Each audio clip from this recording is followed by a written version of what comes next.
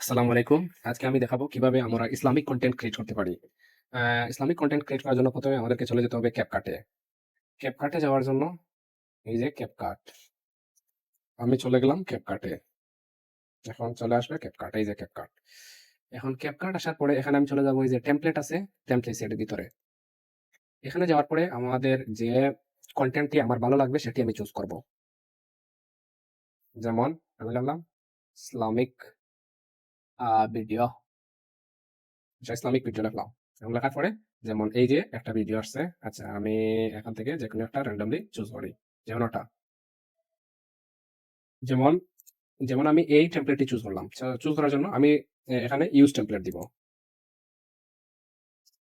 Use template দেওয়ার পরে এখানে যেহেতু আমি এই যে আরেকজনের আমি যেহেতু তা ভিডিও ইউজ করছি, ব্যাকগ্রাউন্ডের এই যে লেখাগুলা, এরপরে ভিডিওগুলা ইউজ করছি, তো সে কারণে এই যে ওয়াটারমার্ক দেখাচ্ছে স্যাম্পল ভিডিও, এই যে ওয়াটারমার্ক সরানোর জন্য আমাকে একটি ছবি ক্রিয়েট করতে হবে। যেমন ছবি ক্রিয়েট করার জন্য আমাকে প্রথমে চলে যেতে হবে এই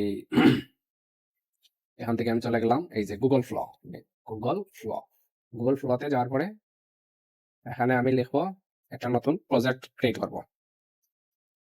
এখান থেকে আমি নতুন প্রজেক্ট একটা ক্রিয়েট করলাম। প্রজেক্টের নাম দিলাম ইসলামিক ভিডিও। এটা দেওয়ার পরে আমাকে আহ, আমাকে আগে প্রম্পটটি রেডি করতে হবে। আমি কোন কি রিলেটেড ছবি তৈরি করতে চাই সেই রিলেটেড আমি আইডিয়া জেনারেট করে সেটি আমি একটি প্রম্পট জেনারেট করবো। সেই প্রম্পটটি এনে আমি সেখানে পেস্ট করব। পেস্ট করার পরে আমাকে সেই অনুযায়ী আমাকে কয়েকটি ছবি জেনারেট করে দিবে। তারপরে আমি ছবি দিয়েই আমি ক্যানভা ক্যাপকাট দিয়ে আমি আমার প্রপার এই ভিডিওটি আমি তৈরি করব। তাই আমাকে প্রথমে এখানে এই যে আমি আগে থেকে ওপেন করে রেখেছি ক্লড, তাই ক্লডে চলে যেতে হবে। যাওয়ার পরে এখানে আমার নিউ এ ক্লিক করবো। নিউ ক্লিক করার পরে আমি এখানে একটি প্রম্পট লিখবো। যেমন আমি বাংলিশে লিখতে পারি, বাংলায় লিখতে পারি, যে কোনো ভাষায় লিখতে পারি প্রম্পটটি। এখন আমি প্রথমে লিখবো কি, আমাকে একটি প্রম্পট দাও। আমি আহ, একজন একজন মানুষ একাকী বসে সালাত আদায় করতেছে।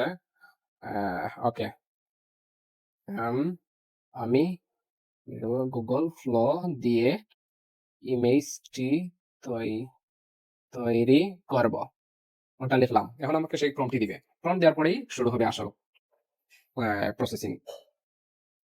আচ্ছা, আমাকে এই যে প্রম্পটটি লিখে দিল, তাই আমি এই প্রম্পটটি কপি করলাম।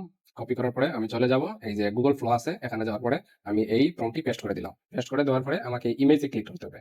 ইমেজে ক্লিক করার পরে আমি কয়টি ইমেজ ক্রিয়েট করতে চাই, যেমন আমি 3টি ক্লিক করতে চাই, 3টিতে ক্লিক করলাম। এখন যেহেতু ইমেজ তৈরি হলে সেখানে ক্রেডিট 0, তাই আমি আনলিমিটেড ইমেজ তৈরি করতে পারবো। তাই এখানে আমি এরোতে ক্লিক করলাম। এখন আমাকে ইমেজ তৈরি করে দিচ্ছে। এখন এই 3টি ইমেজের মাঝে আমাকে যে ইমেজটি আমার পছন্দ হবে সেই ইমেজটি দিয়ে আমি মূলত আমার ডিজাইনটি তৈরি করবো। আচ্ছা, ওকে। যেমন আমাকে এই ইমেজটি দিয়েছে, আমি চাইলে এই ইমেজটিও নিতে পারি, আবার অন্য ইমেজ, যেমন আমি এই ইমেজটি নিতে পারি। যেমন আমি এখানে এই ইমেজটি ডাউনলোড করলাম। ডাউনলোড করার পরে এই যে ডাউনলোড হয়ে গেছে। এখন আমি চলে যাবো আমার ক্যাপকাটে। ক্যাপকাটে যাওয়ার পরে আমি এই ইমেজটি এখান থেকে ইম্পোর্ট করে নিব। এই যে চলে গেলাম, এই যে ইমেজটি এখান থেকে ইম্পোর্ট করে নিব। ইমেজটি ইম্পোর্ট করার পরে এই যে আমার one clip to be replaced, এখানে ক্লিক করব। এখানে ক্লিক করার পরে আবার এই যে রিপ্লেসে ক্লিক করব। করার পরে আমি এই যে ইমেজটি আবার এখান থেকে ওপেনে ক্লিক করবো। সিলেক্ট করার পরে এই যে আমার এটা এখন মূলত আমার ভিডিও হয়ে গেছে। অন্যজনের টেমপ্লেট ইউজ করে কিভাবে আমি নতুন ইসলামিক ইমেজ ভিডিও তৈরি করতে পারি সেই প্রসেসটি আমি দেখালাম। তাই এখন আমরা দেখি এই ভিডিওটি এখন আমরা প্লে করব। তাই এই দেখছেন আমরা একটা নতুন ভিডিও তৈরি করে ফেললাম। এখন সেটিতে আর কপিরাইট আসবে না, কারণ এটা যেহেতু আমরা নতুন ইমেজ তৈরি করছি। আবার এই আগের টেমপ্লেটের কোনো কিছু আর জাস্ট খালি সাউন্ডটি রেখেছি আর জাস্ট না। এখন আমরা এখান থেকে এক্সপোর্ট করব। এক্সপোর্ট করার পরে এখানে একটি নাম দিব। যেমন আচ্ছা, আমি পরে চিনার জন্য একটি নাম দিতেছি, যেমন আহ, সালাদ সালাহ। ওকে, দিলাম। এখন দেওয়ার পরে ওটা আমার হয়ে গেছে। এখন আমি চাইলে ওটি ফেসবুকে শেয়ার করতে পারবো। যেমন আমি দেখাই, এই যে ওটা আমার ফাইলে চলে গেছে।